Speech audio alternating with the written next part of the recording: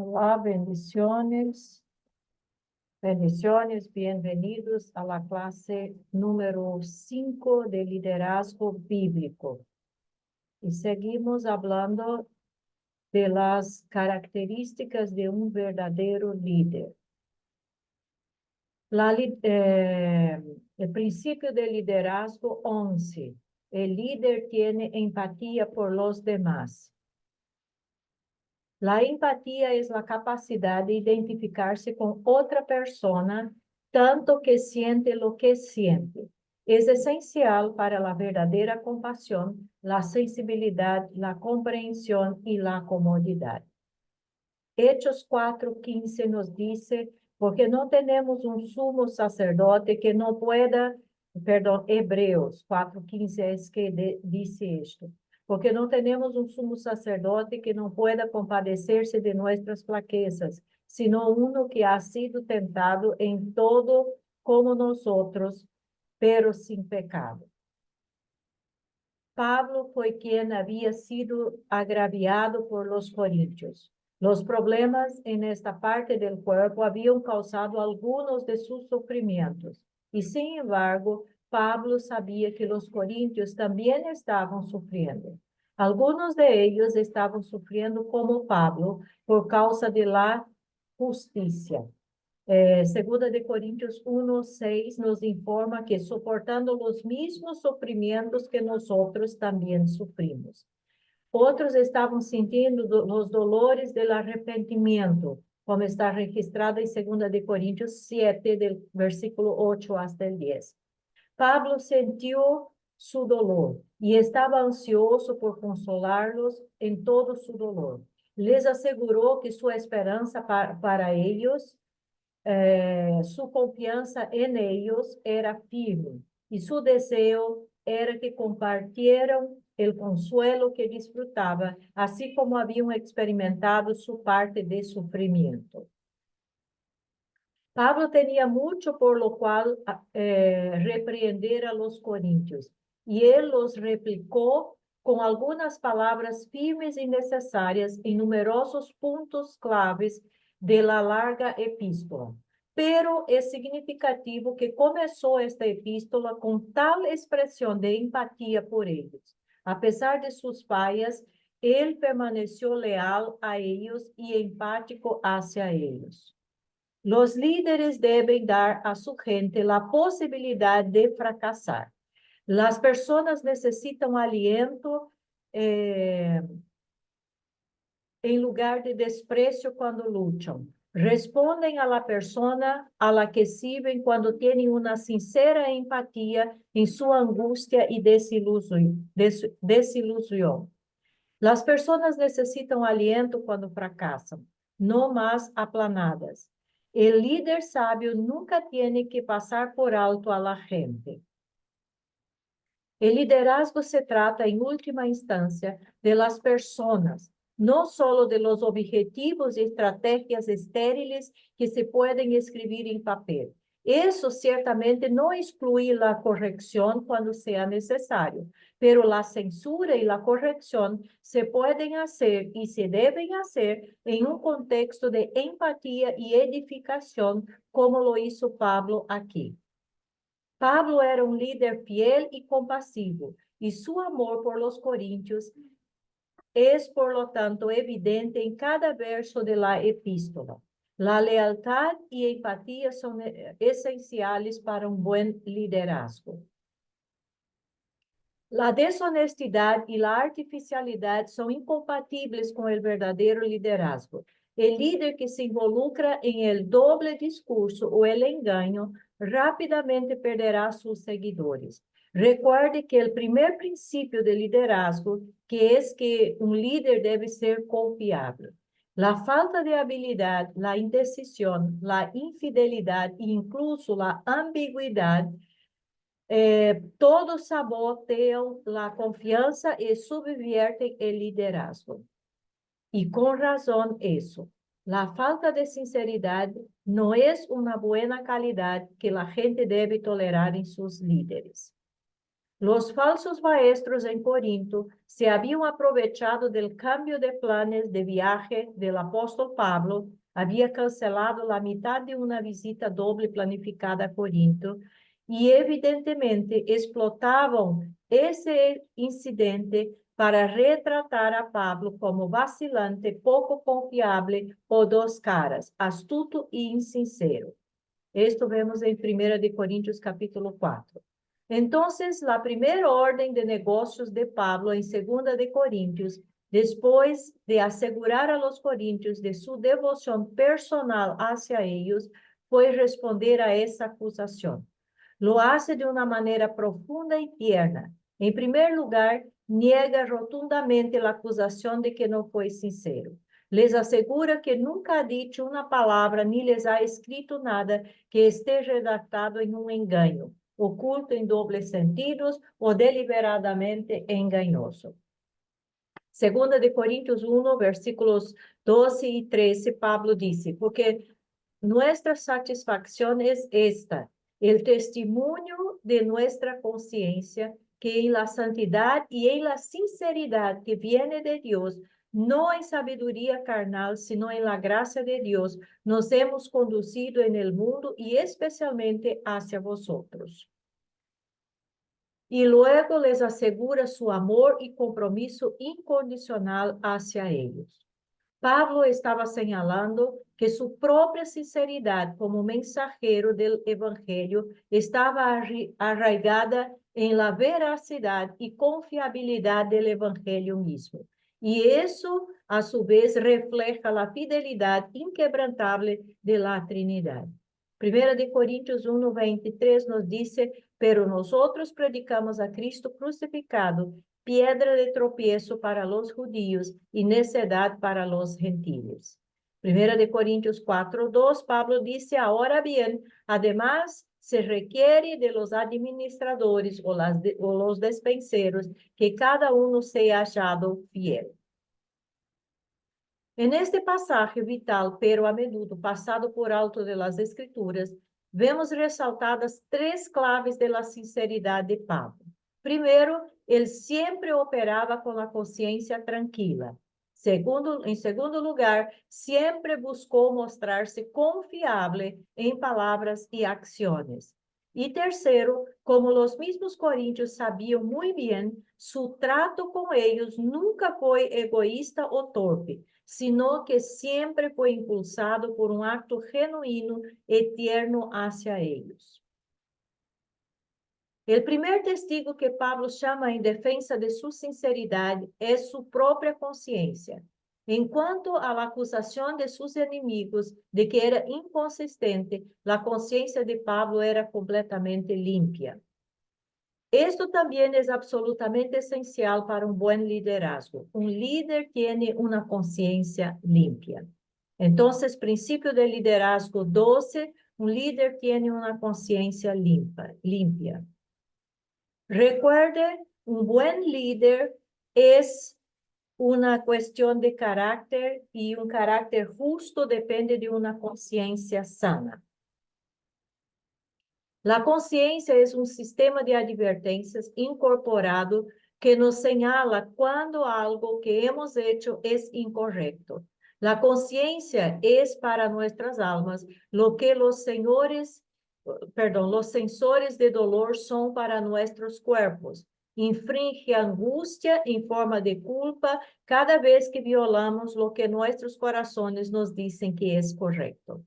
La conciencia da testimonio de la realidad de que algún conocimiento de la ley moral de Dios es inscrito en cada corazón humano desde la creación. Romanos 2:15, Pablo afirma, ya que muestran la obra de la ley escrita en sus corazones, su conciencia dando testimonio y sus pensamientos acusándolos unas veces y otras defendiéndolos. La palabra griega para conciencia, suneidesis, y la raíz latina de la que deriva el término inglés o portugués y español, tiene que ver con el autoconocimiento específicamente, una autoconciencia moral. Esa capacidad para la reflexión moral es un aspecto esencial de lo que las Escrituras significan cuando dice que estamos hechos a la imagen de Dios. Nuestra sensibilidad a la culpa personal es, por lo tanto, un rasgo fundamental de nuestra humanidad que nos distingue de los animales. Intentar reprimir la conciencia es, de hecho, disminuir la propia humanidad. La conciencia de ninguna manera es infalible. Una conciencia contaminada o mal instruida puede acusarnos cuando no somos realmente culpables o absolvernos cuando de hecho estamos equivocados. Pablo dijo en 1 de Corintios 4:4, porque no estoy consciente de nada en contra mía, mas no por eso estoy sin culpa, pues el que me juzga es el Señor. También reconoció que las conciencias de algunas personas son innecesariamente débiles y se ofenden fácilmente, por lo que la conciencia misma debe ser instruida por el estándar perfecto de la palabra de Dios. Suprimir la conciencia o violarla deliberadamente es mortal a nuestro bienestar espiritual. Desobedecer la conciencia es en sí mismo un pecado, conforme Romanos 14 y Santiago capítulo 4, incluso si la conciencia es ignorante o está mal informada. Y suprimir la conciencia es equivalente a quemarlo con hierro candente, dejándolo insensible y, por lo tanto, eliminando peligrosamente una defensa vital contra la tentación.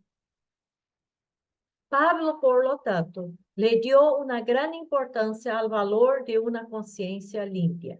Su discurso de despedida a los ancianos en Éfeso comenzó con estas palabras, Hechos 23:1. Entonces Pablo, mirando fijamente al concilio, dijo, hermanos, hasta este día yo he vivido delante de Dios con una conciencia perfectamente limpia.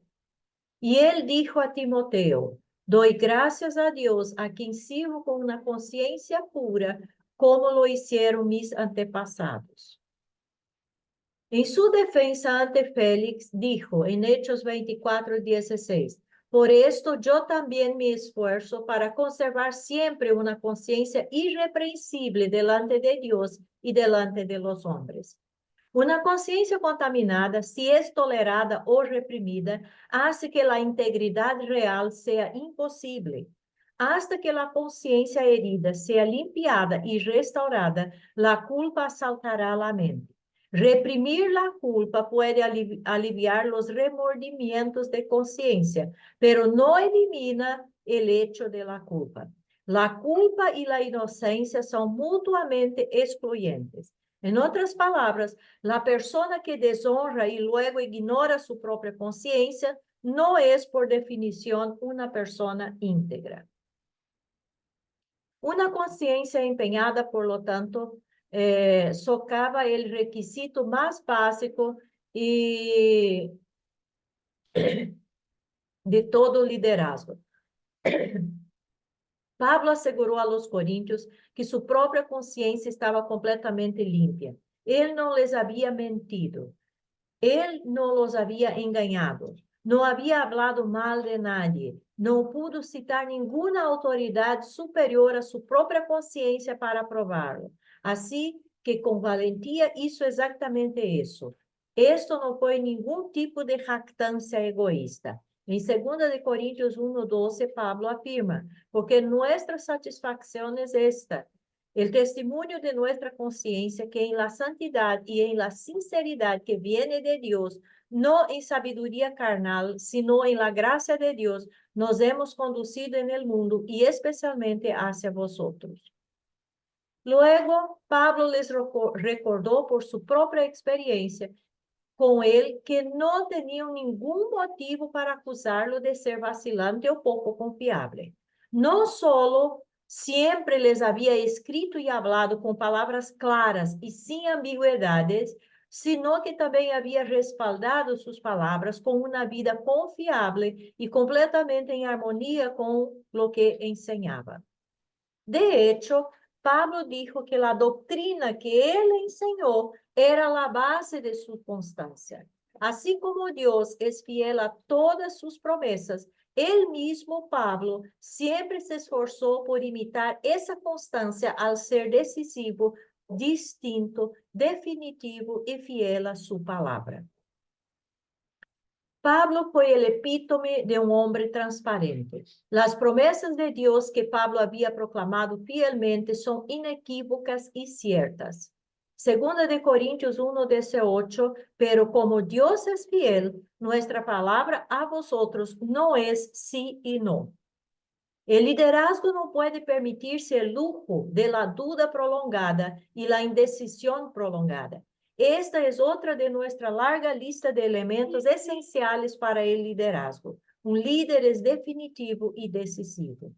Entonces, principio de liderazgo 13, un líder es definitivo y decisivo.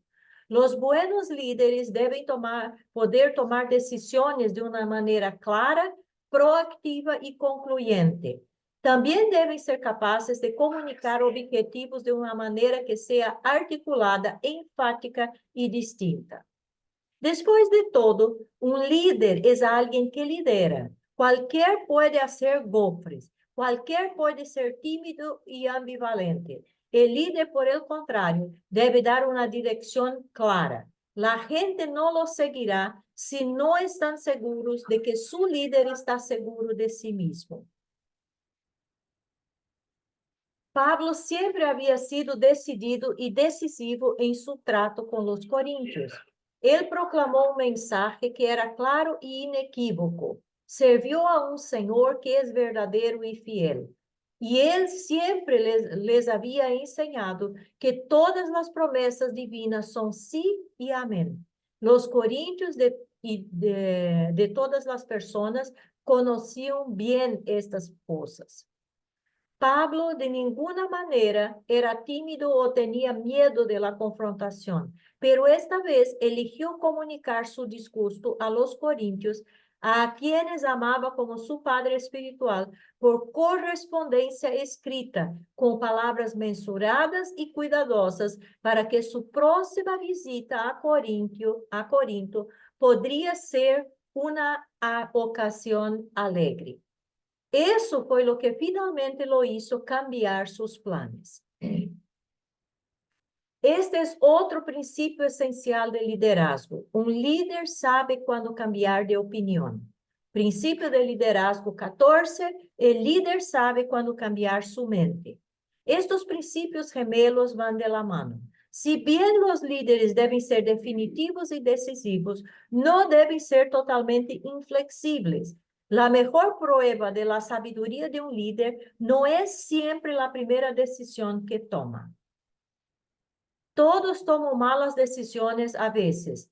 Un buen líder no perpetuará una mala decisión. Las circunstancias también cambian y un buen líder debe saber cuándo adaptarse a las circunstancias.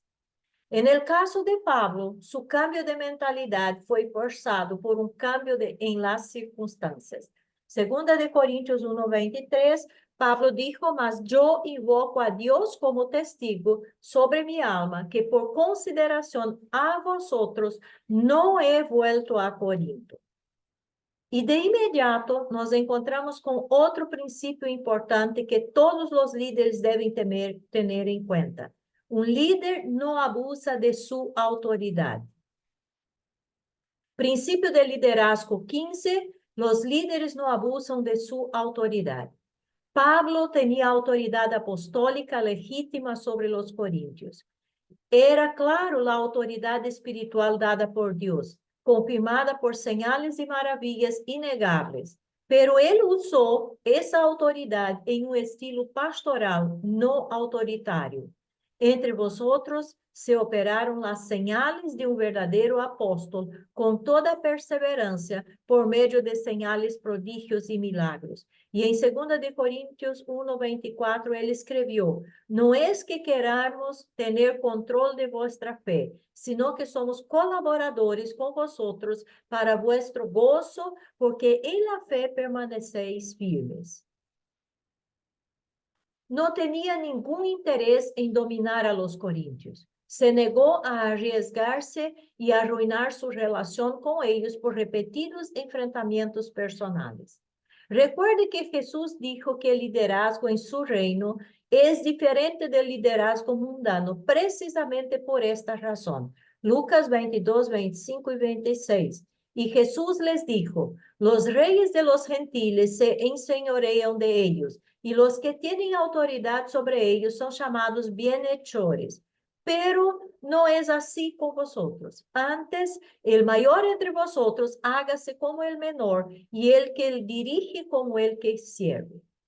Pablo fue el epítome de un líder con corazón de siervo. Él cumplió perfectamente lo que el apóstol Pedro dijo que todo pastor debería ser en 1 de Pedro 5, versículos 2 y 3.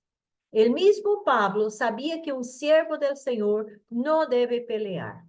Pablo había establecido sus amonestaciones para los corintios de una manera clara y una carta cuidadosamente redactada, y él la envió en lugar de ir a ellos en persona. Hasta que recibió la noticia de que habían respondido bien a la comunicación escrita, no iba a ensombrecer su relación con ellos por otra dolorosa visita personal. Fue un enfoque sabio. Representaba los mejores rasgos del estilo de liderazgo de Pablo: lealtad, empatía, compasión, ternura, comunicación clara y sinceridad. Se sintió abrumado por el dolor y la depresión por la deslealtad que experimentó a manos de personas a las que amaba y a quienes había entregado su vida. Ese es el precio del liderazgo. Es una llamada costosa, solitaria y muchas veces ingrata. Pero el líder debe permanecer gentil, compasivo, empático y humilde. Si se vuelve resentido, represivo o despiadado en su trato con su pueblo, perderá su eficacia como líder. Si desea ver pruebas de cuán importante es el liderazgo, no se pierda el hecho de que Satanás a menudo apunta sus ataques más feroces contra líderes claves. Entre todos los malvados dispositivos que emplea el enemigo, algunas de sus armas favoritas son medias verdades y mentiras deliberadas que engendran rebelión y intentan socavar la confianza que las personas han depositado en los líderes piadosos. Contra los mejores líderes, Satanás invariablemente intentará levantar a un Coré, el rebelde que organizó una revuelta contra Moisés, o un Absalón, el hijo descarriado que dirigió una rebelión contra el gobierno de David. Es por eso que las Escrituras dicen que la rebelión es como el pecado de brujería. Desafiar a un líder que es llamado por Dios y fiel a la verdad es un pecado peculiarmente satánico. La competencia de Pablo como líder y apóstol estaba bajo ataque directo. Ya hemos visto cómo se cuestionaba su sinceridad. Los falsos maestros también estaban tratando de provocar dudas sobre su adecuación para dirigir. Atacaron su carácter, su influencia, su vocación y su humildad. Afirmaron que Pablo no estaba calificado para liderar. Él era inadecuado, dijeron. Pablo respondió magistralmente esa acusación al volverla contra sus críticos. ¿Quién está capacitado para estas cosas? En ese mismo contexto, Pablo comparó el ministerio del Evangelio con una procesión triunfal. Pablo dijo que el ministerio del Evangelio es como un triunfo perpetuo. Se asemejaba a un incensario a través del cual Cristo manifiesta a través de nosotros el dulce aroma del conocimiento de Él en todo lugar. La mayoría de los triunfos romanos también presentaban una procesión de cautivos encadenados. Estos serían guerreros enemigos que fueron condenados a morir en la culminación de la procesión. Por supuesto, sentirían el aroma del fragrante incienso, pero para ellos significaba la derrota y la muerte, no la victoria y la vida. Pablo dijo que el incienso del Evangelio, la fragancia de Cristo, es precisamente así. Tiene un doble significado similar. Para quienes creen, los que se salvan, es un aroma de vida, pero entre los que se pierden significa muerte y condenación. Pablo contestó la pregunta retórica del versículo 16. ¿Quién está capacitado para estas cosas? En los primeros 5 versículos del capítulo 3, dijo en esencia que la única persona que está realmente adecuada para dirigir es aquella que Dios ha hecho líder. Los líderes autodidactas son completamente incompetentes. Por el contrario, Pablo dijo, nuestra suficiencia es de Dios. Pablo estaba en el medio de un dilema mientras se defendía. Sabía que no importaba lo que dijera en defensa propia, los falsos apóstoles tratarían de usarlo como prueba de que era orgulloso, egoísta o jactancioso. Tratarían de torcer lo que él dijera en otra acusación contra él. Sin embargo, tuvo que defenderse porque era el fundador y el líder que Dios había elegido, equipado y designado para la iglesia de Corinto. Si no lo escuchaban, no escucharían la verdad en absoluto. No iba a abandonar a esas personas a las que amaba, a líderes malvados, falsos y incompetentes espiritualmente. La respuesta de Pablo a sus críticos resalta otro principio fundamental del liderazgo. Un líder no abdica de su papel frente a la oposición. Y esto es lo que vamos a ver en la próxima clase. Bendiciones.